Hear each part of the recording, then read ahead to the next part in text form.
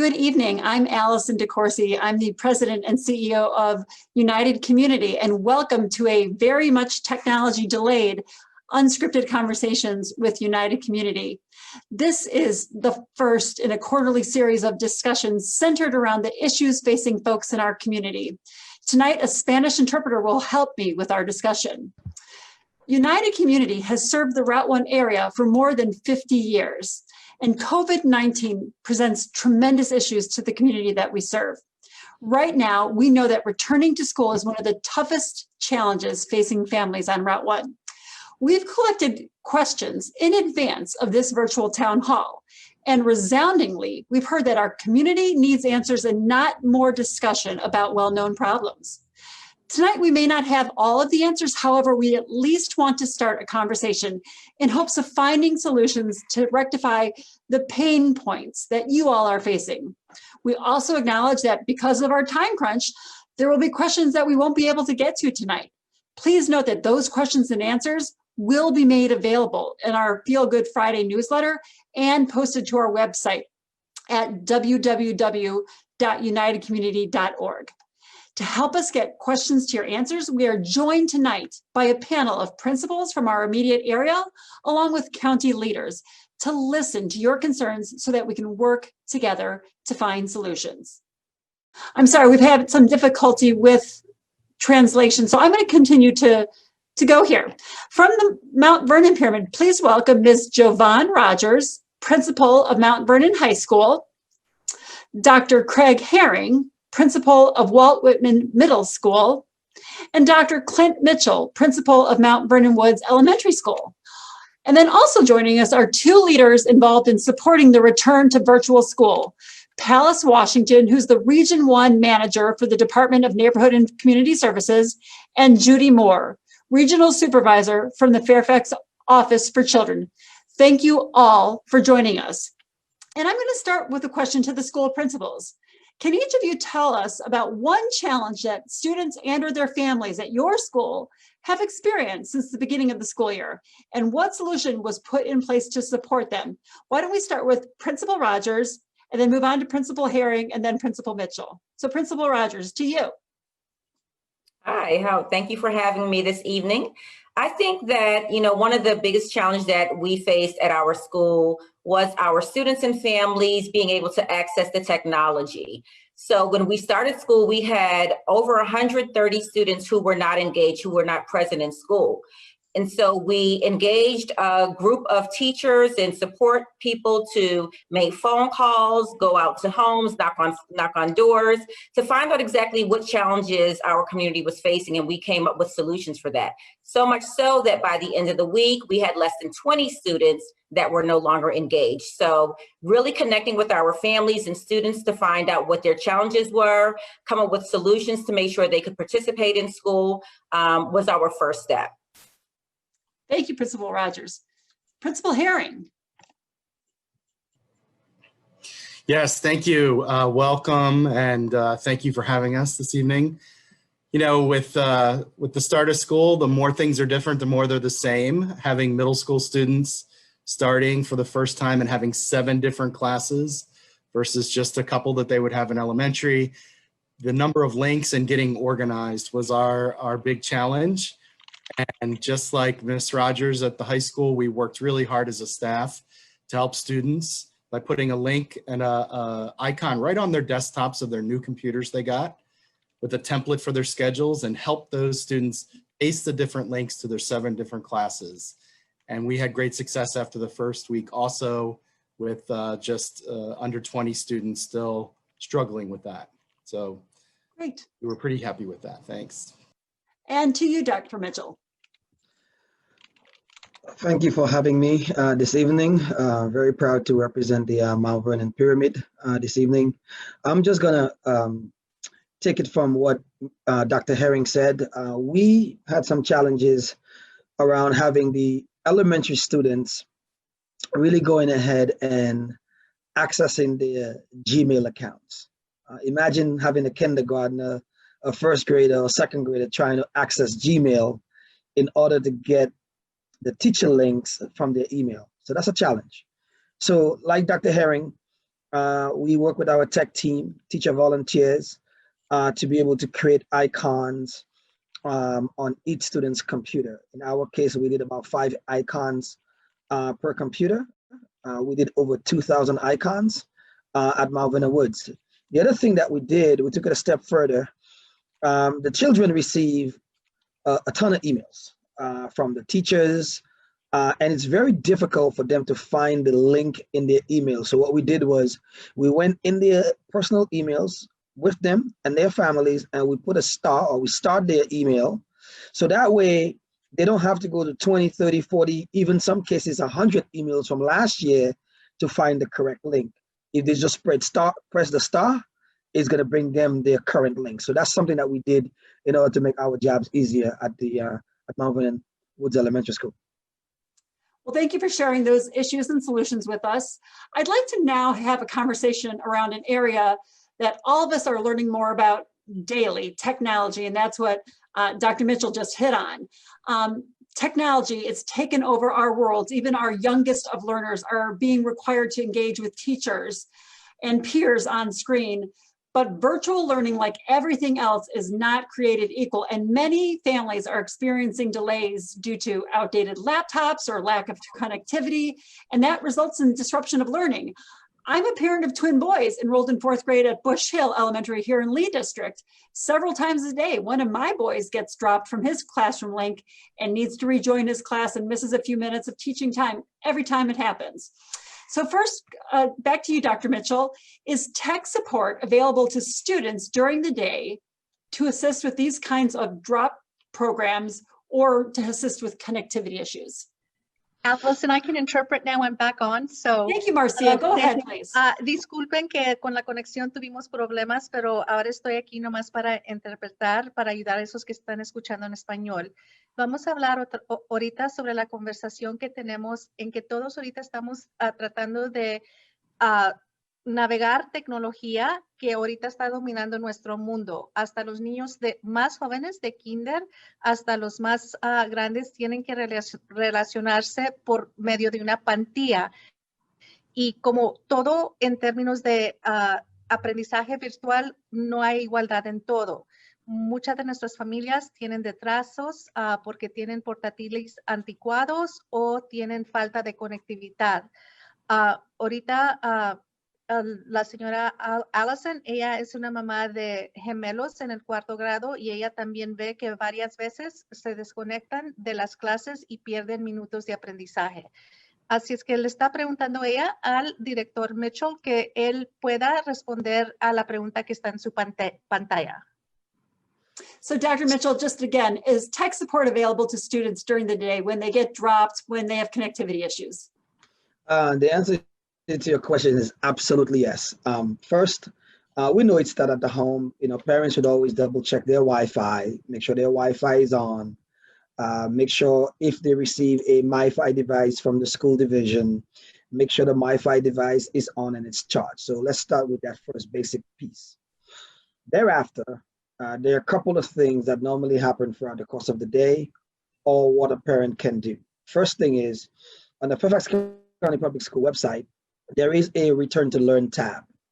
And on the Return to Learn tab, if you scroll down the tab, you'll see a tab that says Technology Support for Families. You can change it into multiple languages. So if you speak Urdu, French, Punjabi, you could change it. So that way you could better understand what's on the screen. There is a technology support helpline. There is a phone number. I'm going to give you that number. The number is 833-921-3277. And the tech support is available from 7 a.m. to 11 p.m.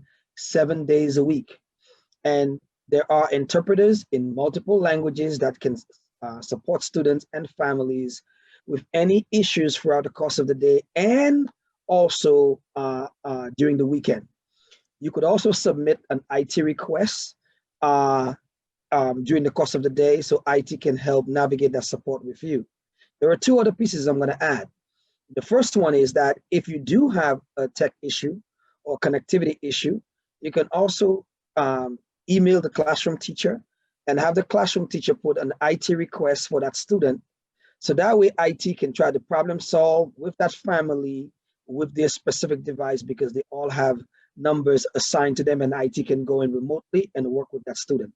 And lastly, at the school level, this is where the magic happens.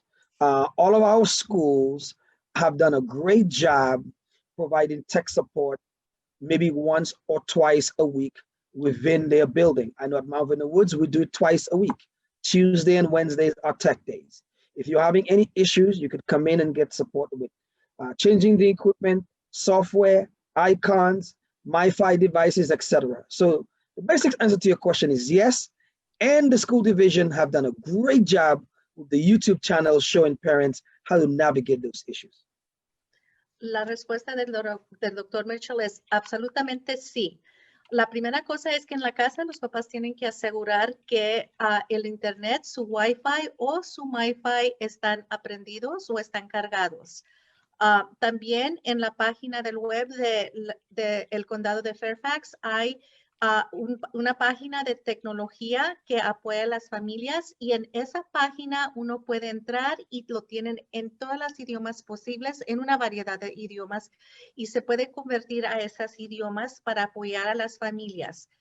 Además de eso, las familias pueden llamar directamente a una línea. El teléfono es 833-921-3277. De las 7 de la mañana hasta las 11 de la noche, 7 días a la semana, incluso el fin de semana. Tienen intérpretes durante el día y durante la noche. También pueden mandar un correo electrónico para recibir ayuda de tecnología, que ellos también pueden responder virtualmente para componer la computadora si hay cualquier problema. Finalmente, lo que pasa también en los edificios de la escuela es bien importante. Los alumnos pueden mandar un correo electrónico a la maestra y ella puede iniciar que le ayuden al estudiante con su tecnología por medio de la Oficina Central de Tecnología.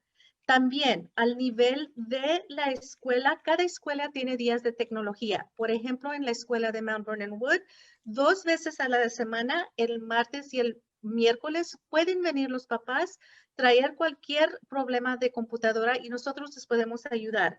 Así es que, por lo que estoy diciendo es, sí tenemos mucho apoyo y estamos disponibles a ayudarles. Thank you, Marcia, and thank you, Dr. Mitchell. Dr. Herring, to you, a question. What can schools do to help families provide updated or new laptops for students? That was a question posed by a parent who is experiencing some issues with dated laptops. Thank you for that question. We are very fortunate and thankful to the FCPS school board at the secondary level, because they were able to continue with their FCPS On program. And so actually at Whitman, we were able to distribute over 900 and some new laptops, brand new laptops to students. So all students have that. Now parents have the option of opting out and using their own equipment, but I really tried to give them the pros and cons of that.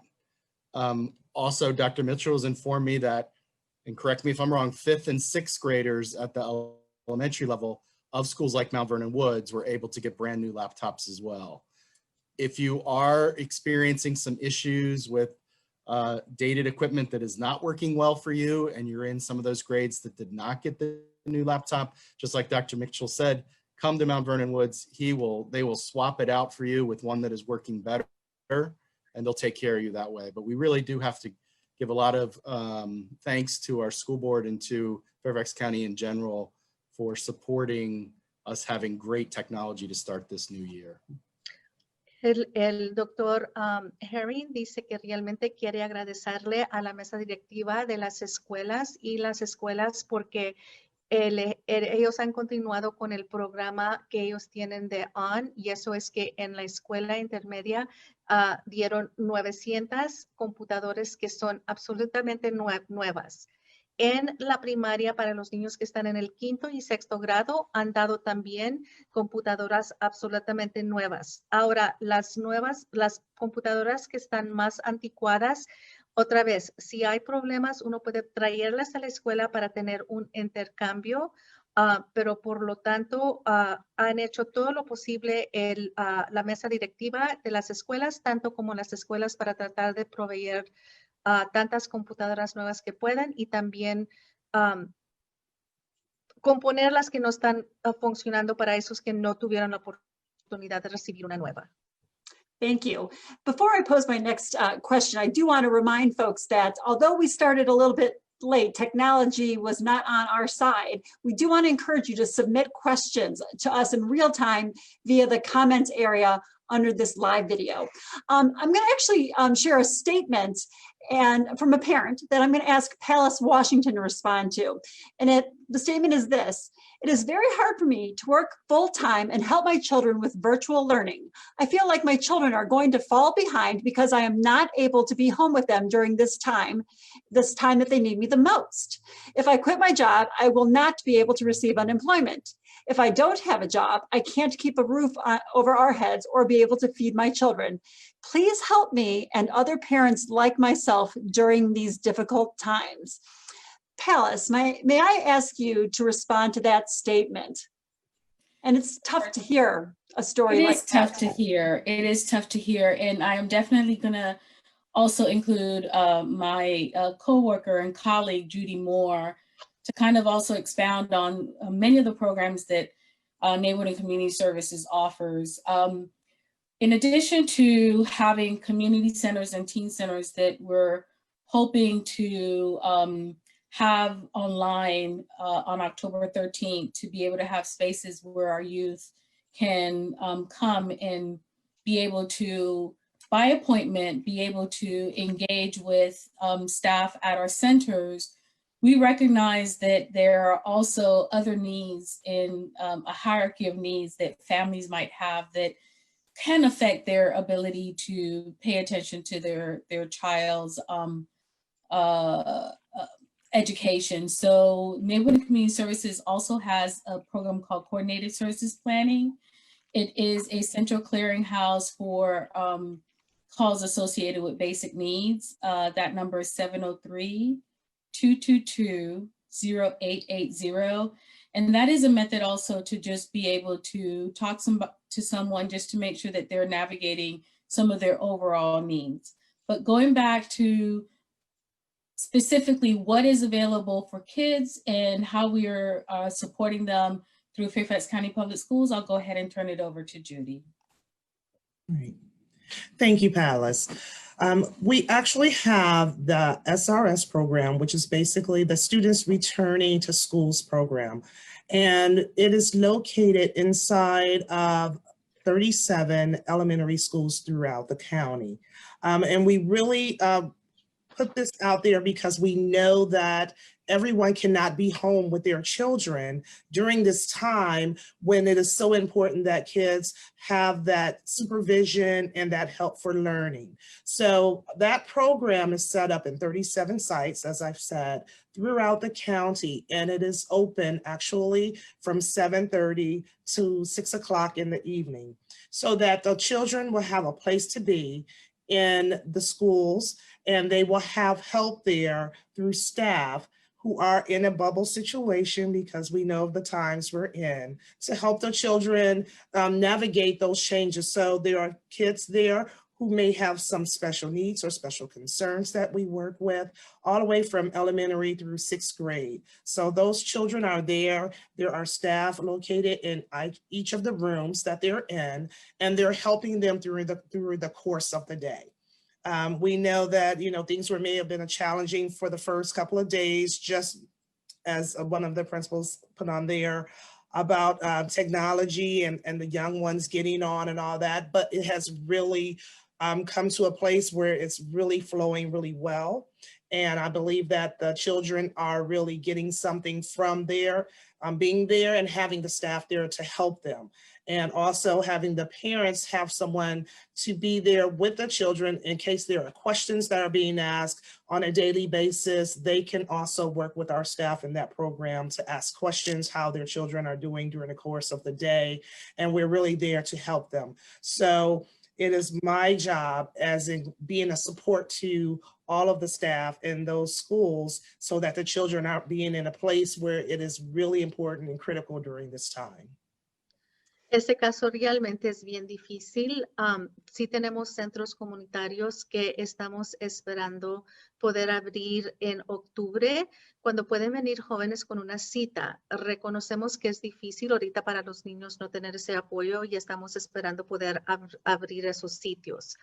Reconocemos también que hay otras necesidades que son hasta más urgentes para ustedes y quizás necesitan hablar con unas personas acerca de esas necesidades. Por eso les voy a decir que hay un teléfono, el 703-222-0880, donde pueden hablar para ver si hay necesidades que pueden recibir ayuda extra y que les puede apoyar el condado.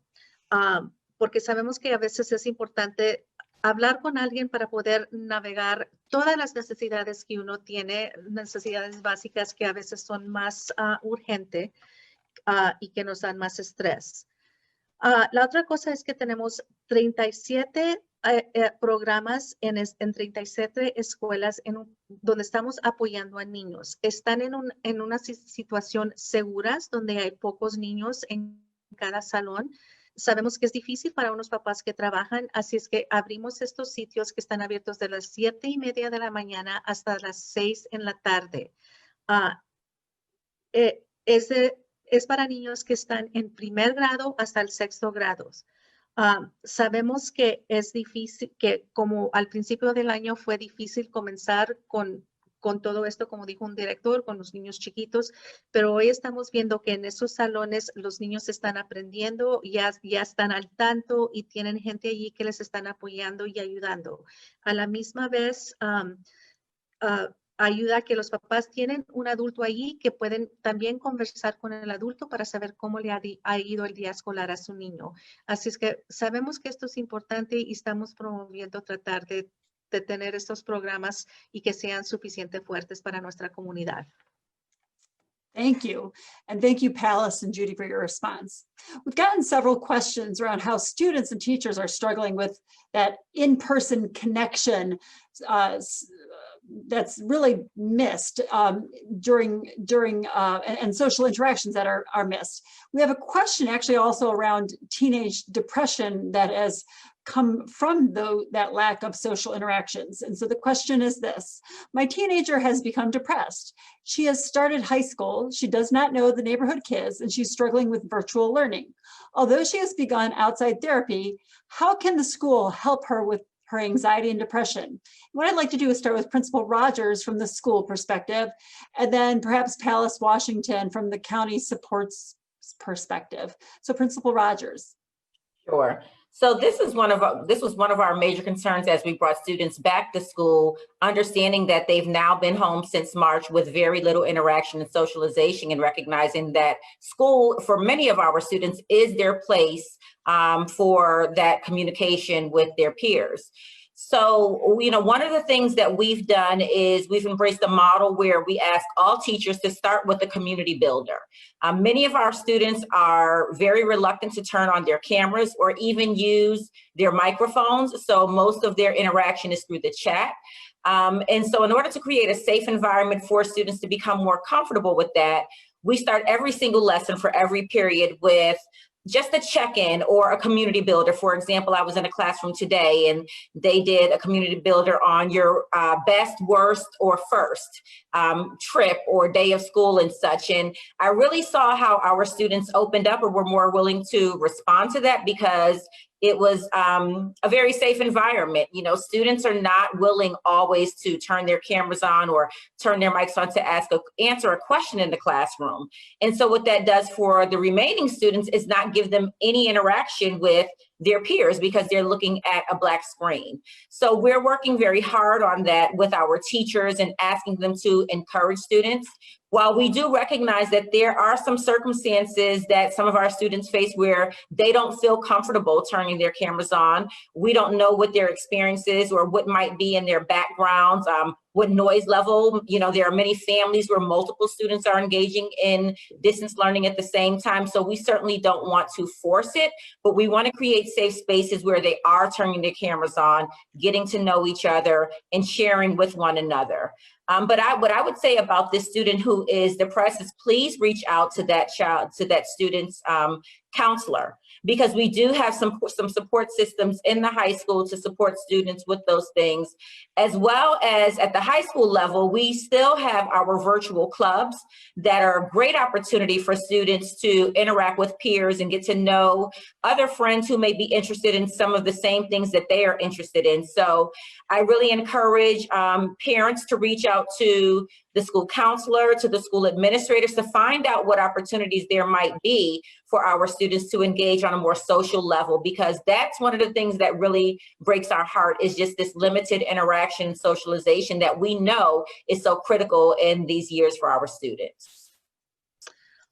Bueno, pues eso fue una mayor preocupación con nosotros, porque sabemos particularmente a la edad de adolescencia es bien importante tener esas interacciones sociales personalmente. Una de las cosas que hemos hecho es que les hemos sugerido a las maestras que cuando comiencen sus clases tienen una actividad de construir una comunidad, porque muchas veces los chicos, los jóvenes adolescentes tienen la cámara o el micrófono apagado, y cuando tenemos una actividad de crear y construir una comunidad, vemos que los niños sí comienzan a participar más. No queremos forzar que los niños aprendan la cámara o el micrófono, porque sabemos que a veces hay otros niños que también están en clases y no queremos que se sientan que tienen que hacer eso, pero seguramente queremos que se sienten que cuando ellos están en la clase virtual, están en una clase, en una parte segura donde pueden comunicarse. También queremos saber que los papás pueden siempre llamar a la escuela, hablar con un administrador. Tenemos consejeros que están al tanto a ayudar a sus hijos si están teniendo cualquier depresión o ansiedad. También tenemos clubes virtuales, que eso ayuda también a los niños a socializarse uno al otro. Y ustedes pueden llamar para ver cuáles son esos, para que se involucren sus hijos y por lo menos tengan ese experiencia. Sugerimos que los papás tomen ese paso, porque nosotros tenemos estos programas disponibles para ofrecérselos a sus hijos. If I could also add on to what JoVon shared with us, having trusting relationships in various sectors of a community, at school, in the community, at church, is always something that's definitely needed. And in neighborhood and community services, through our community centers and teen centers, we continue to have a virtual space where our youth are able to participate in out-of-school time, similar to clubs, out-of-school time activities virtually. We recognize that kids might feel that they've been in front of a screen all day, and getting on an out-of-school time platform might be another screen time.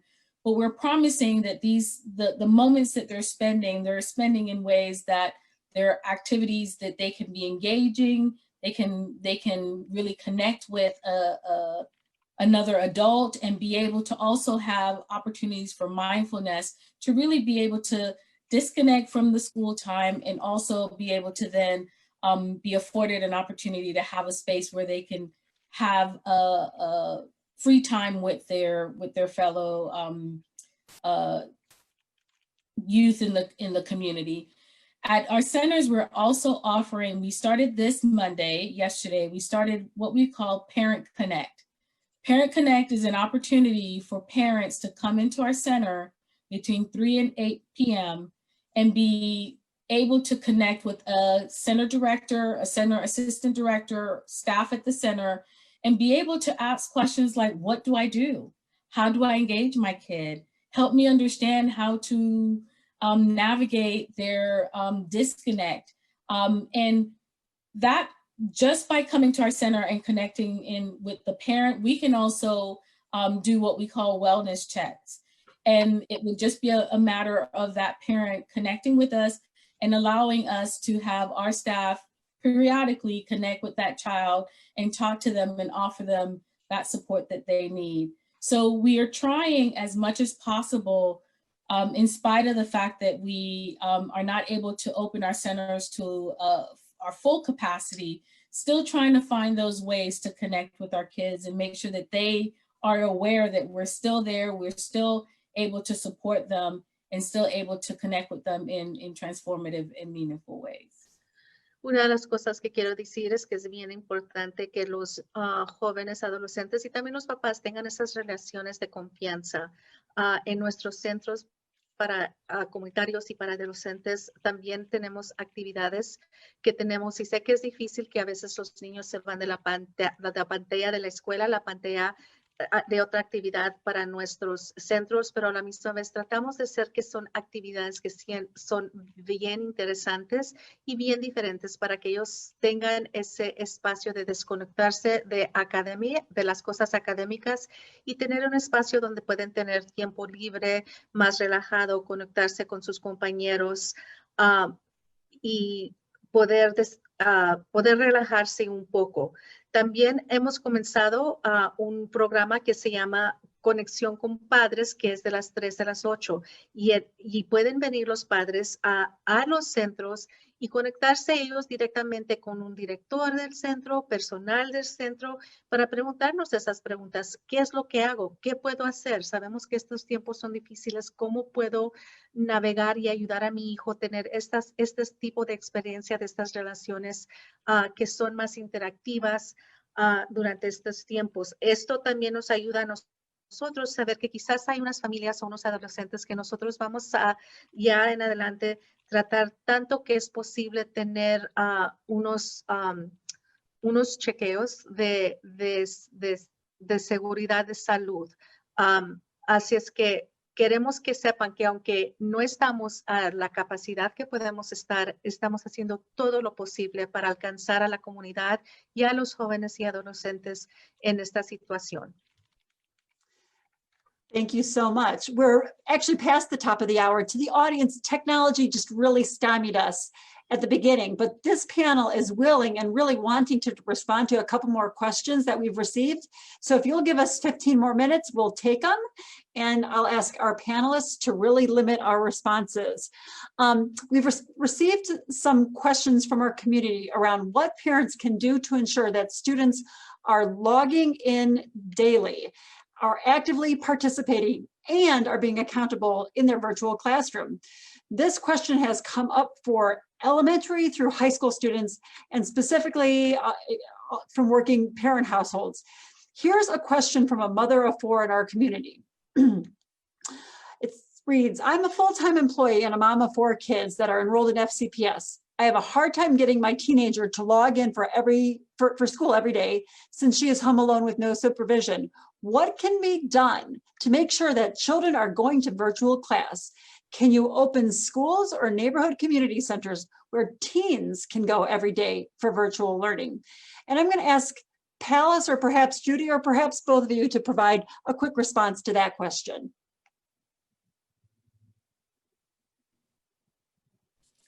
Judy, you want to go ahead and address that one? Well, what I would, sorry, Pallas, looking at for high schoolers, now I know that's really more in the realm of the community centers. And that was something that you were talking about earlier when you were addressing also some of the social things and things that was going on for them. But I would implore that when it comes to seeing what can be done for high schoolers, because that's, Alison, I'm really gauging that we're talking about high school students. Are you correct with that? Yeah, that's correct. Mm-hmm. Okay. I'm sorry, I was reading the question in Spanish and I failed to kind of see the connection. So yes, you're correct, Judy. It is for the high schoolers and our teenagers. So yes, that's much of what I was talking about earlier, the idea that our centers are definitely going to be opening up on October 13th, and we'll be opening up spaces so that we can have opportunities for you to come in, but it's going to be in very small groups and it's going to be by scheduled appointments. But we are definitely paying attention to the need to support our youth in spaces at our center that goes beyond in supporting their virtual learning and even their connectivity, that goes beyond just having spaces for them to be. And it's more programs where they can do activities while at our center. So that's to come. So definitely get on our website. We're posting updates very often on what are the activities that are coming up. So even if you go to www.fairfaxcounty.gov and search NCS Connects, you'll have the opportunity to see when our community centers will be open in a way to support kids with their virtual learning. So stay tuned. Thanks, Judy. And United Community operates a couple of those community centers, and we're eager to support these students as they need places to go and have adults there to support them as they return to school virtually. Así es que, como comentó la señora Washington antes, estamos tratando de abrir esos centros. No lo podemos tener a capacidad, pero el 13 de octubre sí vamos a tener ciertos de esos centros abiertos. Va a ser bien limitado el espacio y va a ser otra vez por cita, pero es un comienzo. Ustedes pueden ir a www.fairfax.gov y luego vayan a la enlace de NCS Connect y allí es donde van a tener los horarios y las diferentes actividades que están pasando para que ustedes estén al tanto para poder aprovechar de esas oportunidades. Thank you. And now I have a question for Principal Rogers. My child attends Mount Vernon High School. Is it true there is a plan to open in October? If so, what does this look like? Full participation or part-time?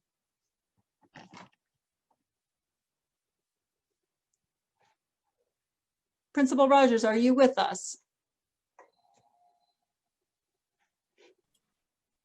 Hi, I'm sorry. I was having trouble finding my mic. So yes, our county is developing a plan as we speak to bring students back into the building. And right now we're really looking at some of our specialized academy programs, such as our firefighting program, our nursing program, cosmetology, those programs that really require a hands-on approach. And those students will be joining us for 1 or 2 sessions per week. The other group that we're really targeting is our students who receive special education services, who really require a teacher to be with them with that hands-on support 4 days a week. So those students will be brought in early October as well. I know at the high school, as well as some of our enhanced autism programs. So all of that information is on our Fairfax County website. In addition to our students receiving special education support, we're also bringing in what we call our newcomer English language learners. And those are students who've been in the country for less than a year and who really are having a difficult time following along in a virtual space. So those students too will be brought into the building 1 day a week on Mondays and provided with intense interventions and support from their ESOL teachers. As we progress throughout the month of October, we'll also be bringing in additional tech classes such as our robotics and things like that. And again, those students will participate 1 to 2 times per week at the different schools. So I know that that's the plan for high school. I don't know at the middle school and elementary school if there's a plan to bring students out. I don't believe it's special education and our ESOL students as well. So that's for the month of October, what the plan is right now. El plan es que vamos a traer a niños en clases especiales como nuestra clase que tenemos de bomberos, enfermería y cosmetología. Van a venir 2 días a la semana porque eso requiere que los estudiantes estén haciendo el trabajo en vivo. También los estudiantes que requieran servicios de educación especial van a regresar 4 días a la semana. Los niños que están recibiendo servicios de ESOL, que son los niños que recién han llegado al país, menos de 1 año, también van a recibir 1 día de apoyo extra los lunes. Hay clases técnicas adicionales que van a venir 1 a 2 veces a la semana. Ese es el plan para la secundaria. No estoy segura lo que es el plan para las primarias o las intermedias, pero ese es el plan para el principio de octubre y ustedes pueden ir al la página de red del condado de las escuelas de Fairfax y allí tienen el plan bien definido si necesitan más información. Thank you. The final question that we had for this evening is with regard to students with disabilities, a subset of our FCPS population. A parent shared the following: my second grader currently attends the Support Return to Schools program operated by SAC. He has multiple disabilities. He's a special education student, and he often tells his mom that he does not understand what's going on doing virtual learning. He's not able to sit in the chair all day long because he's uncomfortable. And this mom often gets emails from the teacher saying he didn't participate today, he didn't have his materials. What supports can be put into place for this second grader with disabilities and others like him? And this would be in the Support Return to Schools program that's currently operated by the Office for Children. So Judy, question to you.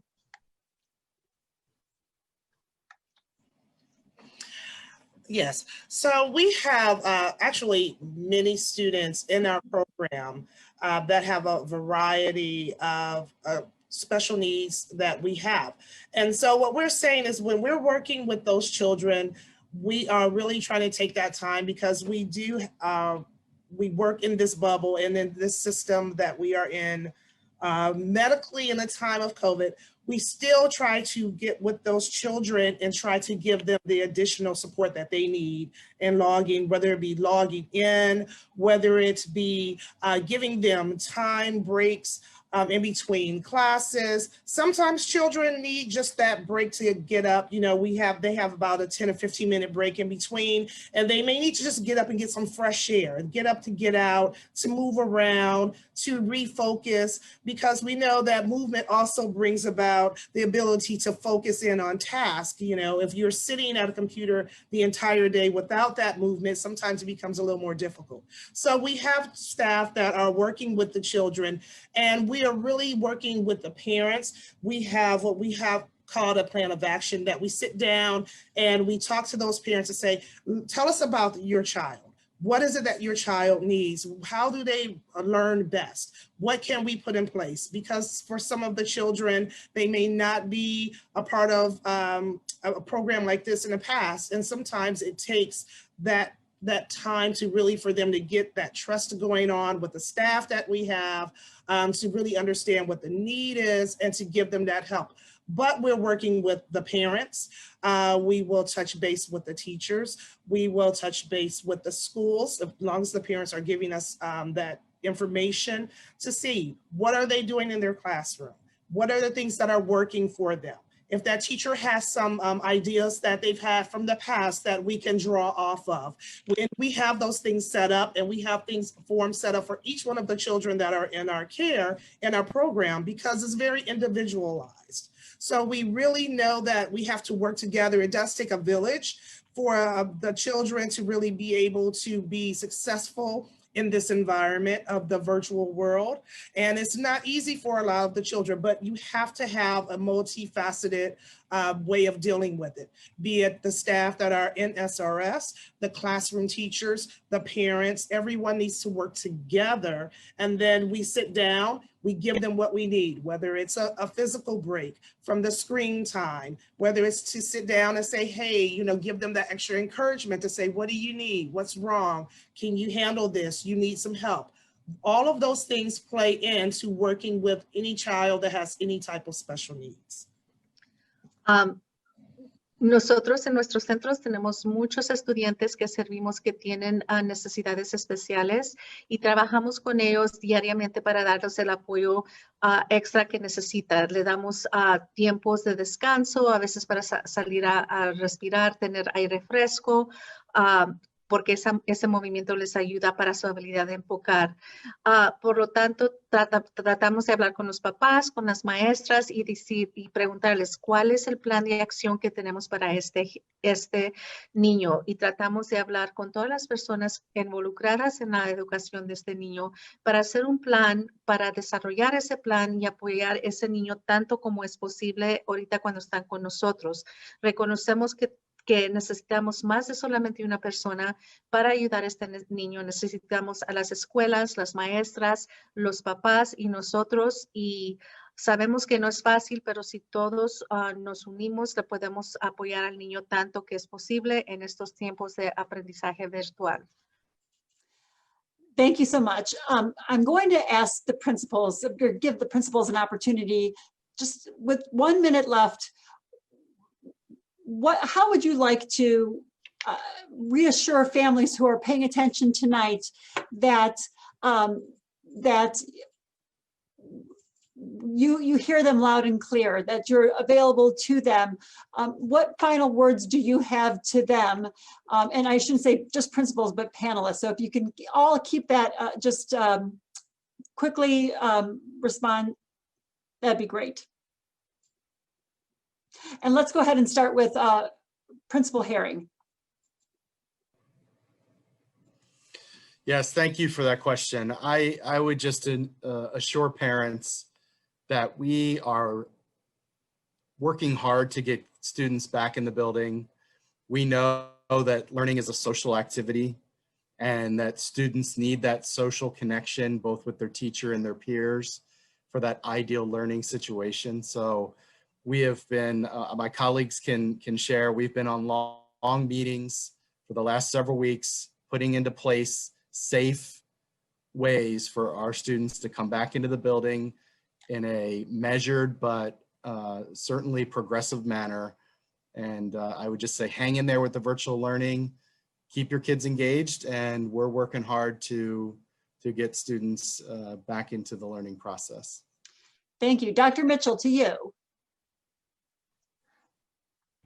Like Dr. Herring, you know, we've been asking parents, you know, for grace, and they've been great at giving us that grace.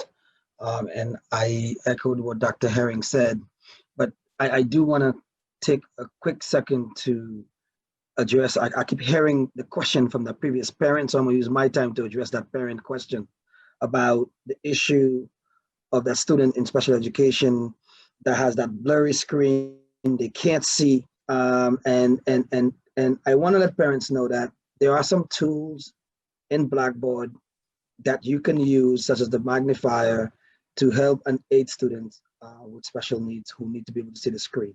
And don't forget, the SRS staff should be able to help you with that.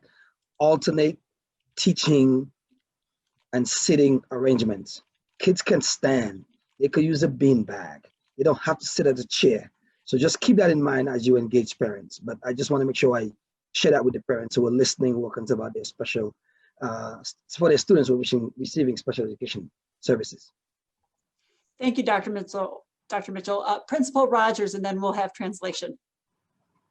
Well, I would just like to echo what Dr. Herring and Dr. Mitchell shared. And I would also just encourage, and I know I'm preaching to the choir with this group, but to stay engaged.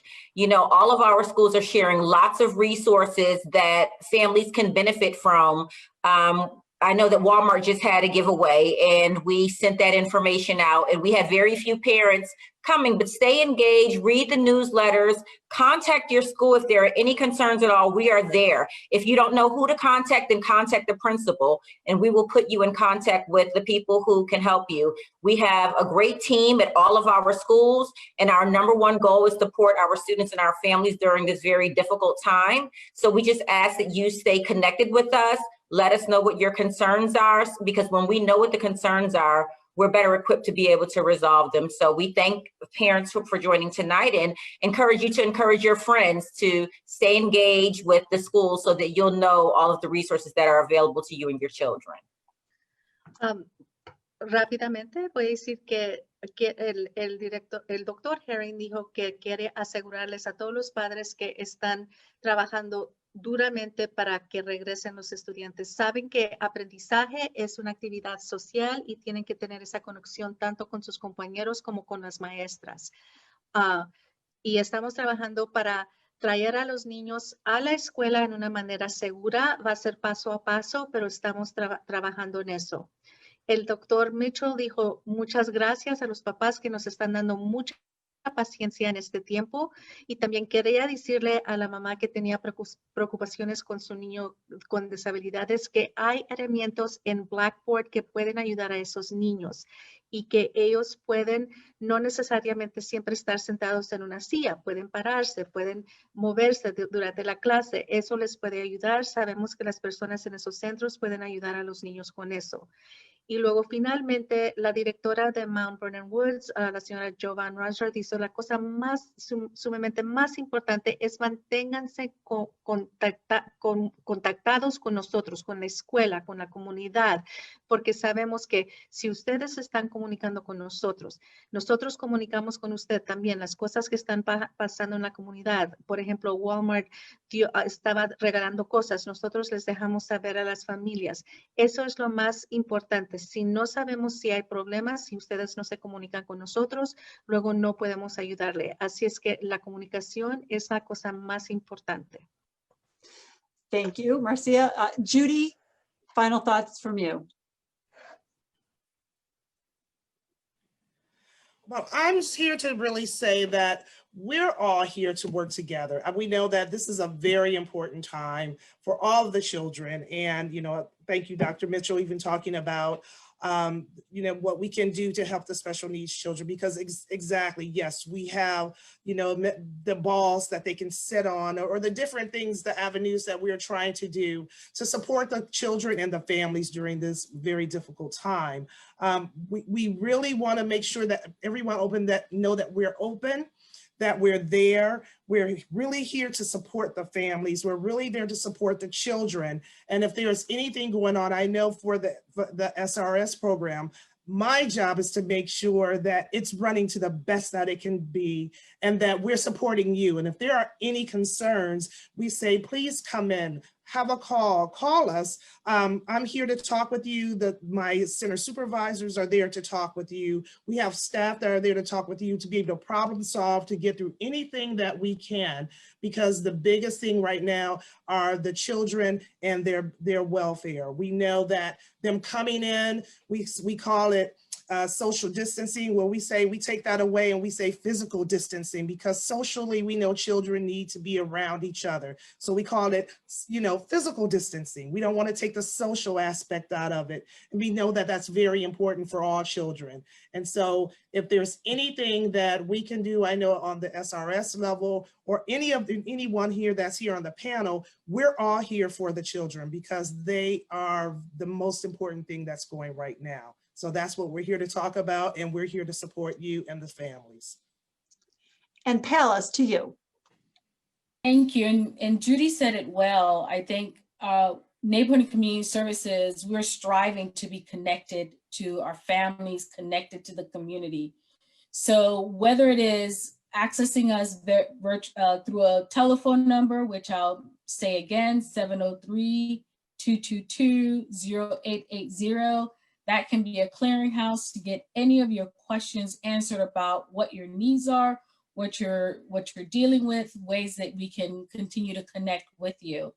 Our community centers are all listed on our website. The nearest one to you can be found there. If you go on www.fairfaxcounty.gov and search NCS, it will automatically bring you to our page where you will not only find what Judy spoke of with the SRS program, but you'll also find all of our programs associated at our centers, as well as on our virtual platform with our out of school time programs, our Parent Connect program. Everything is housed there. So please do not hesitate to engage with us. We want to continue not only with the kids that we have always seen within our neighborhoods, but we want to gain access to new kids. So if you've never heard of us, this is the time to connect with us, because we are there. As soon as our centers open, that will be another opportunity to continue to be able to be a place where our kids can actually be connected with an adult and with adult supervision. And that engagement alone, that face-to-face will work volumes for families, I am sure. So stay connected with us, as Dr. Rogers said. Being connected is vital. So I hope that this was informative and that we continue to be part of the network of support that is available to you. Bueno, pues un repase rápidamente por tiempo es que estamos aquí para las familias, estamos aquí más importante para los estudiantes y los niños. Cualquier preocupación, comuníquense con nosotros, o sea, en los centros que están apoyando a los niños o en los centros para los adolescentes.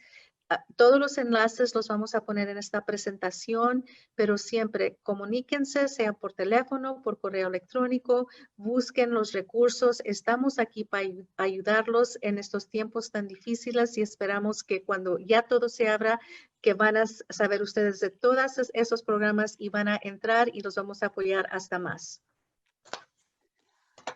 Well, I want to sincerely thank our panelists for joining us on this maiden voyage of unscripted conversations with United Community tonight. A big thanks to our behind the scenes specialists, Kevin Branch and Rashida McCoy, and they had nothing to do with our technology failures. I'm looking at you, Zoom. Thank you to our audience for your grace tonight. We will, as promised, share answers and your questions and the answers with you. Please sign up for our newsletter and check our website out for those questions and answers, www.unitedcommunity.org. Give us about a week. We look forward to seeing you at our next Unscripted Conversations with United Community. Until then, good night, everybody. Good night. Buenas noches.